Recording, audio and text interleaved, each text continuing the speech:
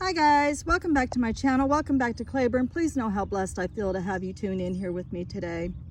So we're about midway point of my garden. My garden is one long stretch. I don't know how else to describe it. It is the land that runs out in front of our property that the county has cut back all the trees because y'all know I live in a forest. And it is the only sunny, maintainable space that we have. But it goes on forever. So as long as we maintain it, the county leaves it alone. That's the agreement.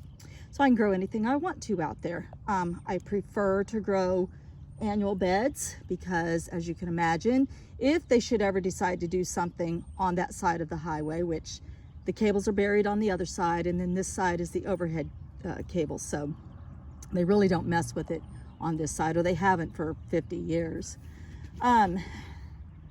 I can plant anything I want to out there as long as I keep the saplings out. That's the agreement. So anyway, I wanted to show you kind of like there's a method to my madness.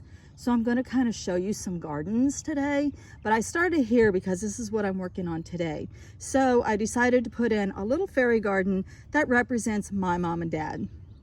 So the sign will say the Brownies live here, and then they get a barn, they get some farm animals, and this place will just be set up just as a little memory of my mom and dad. And the flowers that I want to plant here, since it is close to the iris lily bed, I'm going to plant purple iris here because that reminds me of not just my mother, but of many, many yards that I walked through on my way to elementary school. And every May I got to smell the purple iris. So I've got this neat old tree stump here.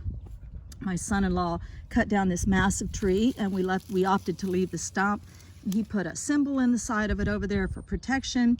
So anyway, as you can imagine, it's starting to decay. And when a tree decays, it makes all this wonderful yumminess. Look at that beautiful loamy soil. Ah, look at that. So I think I'm gonna put the purple iris back there to represent mom and dad, and I hope that you'll join me as I try to explain the madness behind my garden theme.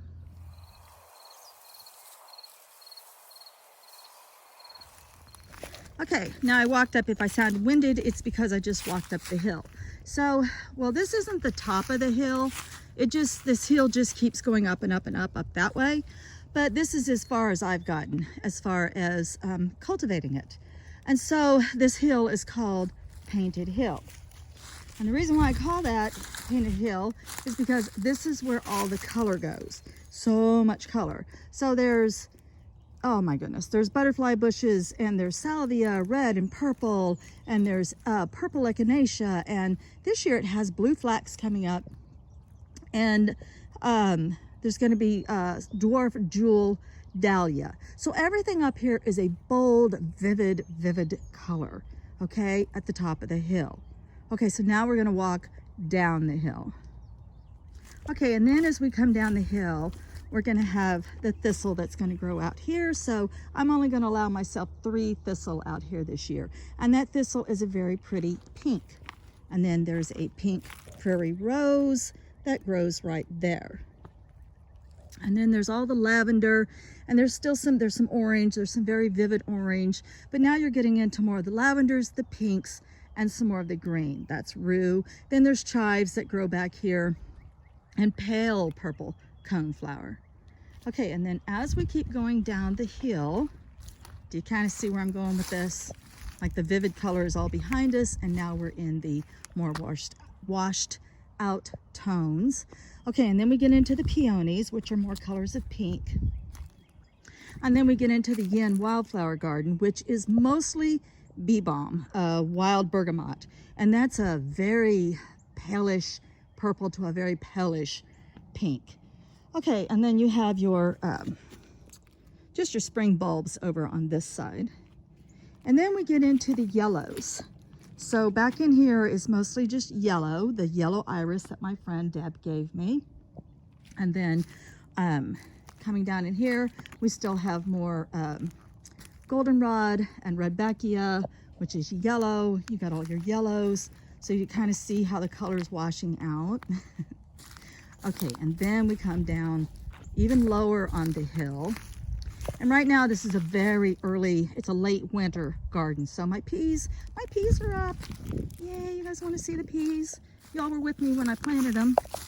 The last video, I think. So, yay, all the peas are up. And all the little bitty baby lettuce is up. Right over there, see it? All my little lettuce, all my little winter greens. All my onions at the end. Okay, so this is, technically it's a late winter veggie garden, but it's not gonna stay that very long. This is where my cut flowers are going to begin. And so we get more into the peachy, mauve, dusty rose colors that come down in here. And then of course I've got all the cosmos. This whole bed here will be full of nothing but cosmos. And then we have dahlias down here, and we'll have the sunflowers over there, and then we'll have to have some more, we'll have some zinnia all down in here. And I ordered coral zinnia and these beautiful peachy mauve kind of washed out looking colors. Okay, and then at the very base of everything, at the very bottom, is the white pollinator garden. So do you see what I mean? It starts out very, very vivid up on the hill, and then as you go down the hill, the colors gently start to fade. It looks like the natural rains have washed the color out, and then we end up down here with all white. And I remember I did all white pollinator. This has oxeye daisy, Shasta daisy, white lilies, yarrow, Queen Anne's lace, and I think that's it. Yeah, I think that's all that's in here. And so then the bottles, I had mentioned the bottles at one time. This is my little Blair Witch fence. So the bottles are old folklore. And that folklore is that evil spirits wander around your yard at night, and they like to get up close to your house to see if they can get in. Well, if you take these bottles, if you put up colored bottles, like the green one right there, they get attracted to the color. And if you don't have colored bottles, you can just take these bottles and you can swirl paint inside of them, let it dry, and then hang them upside down. And the folklore is that the evil spirits are curious about the color, and so they get up inside the bottle and they become trapped, and then in the morning when the sun comes out, it destroys the evil spirit. And so of course they're going to be attracted to the bottles because the bottles surround a white garden. Oh gosh, this has been so fun. It has been crazy planning this, but it's coming together. And as I plant these cut flower gardens, I'm going to show a whole lot more of that. Right now the only things I'm doing is I'm planting some bulbs, and I'm moving mullein. You can see how much mullein we have natively growing here. She just grows like crazy. She's getting replaced and put way over there. And then we have flower bed, flower bed, flower bed, and flower bed.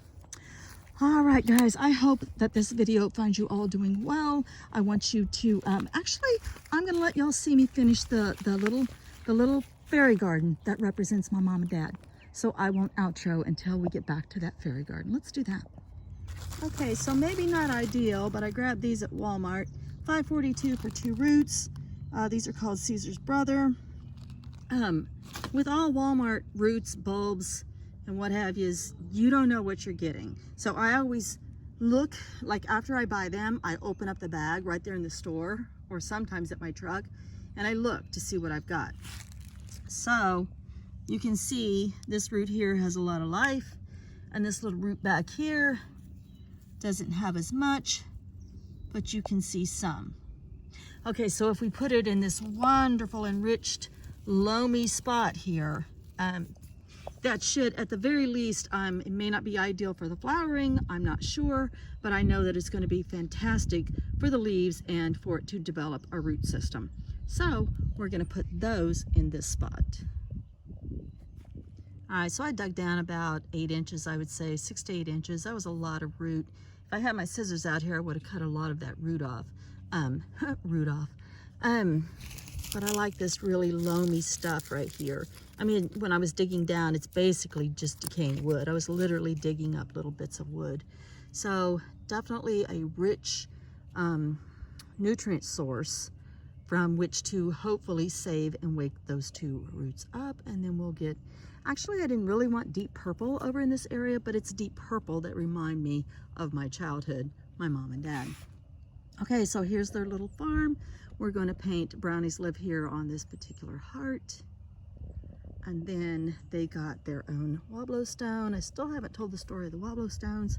You guys might think that they're river rocks. They're not. They're totally different. They're formed differently. And I will be happy to give you all that rock story one day. I will rock your world like they have mine.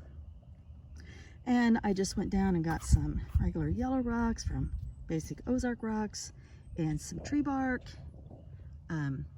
plastic beads. People may have something to say about that, you know. I mean, the beads are already created, right?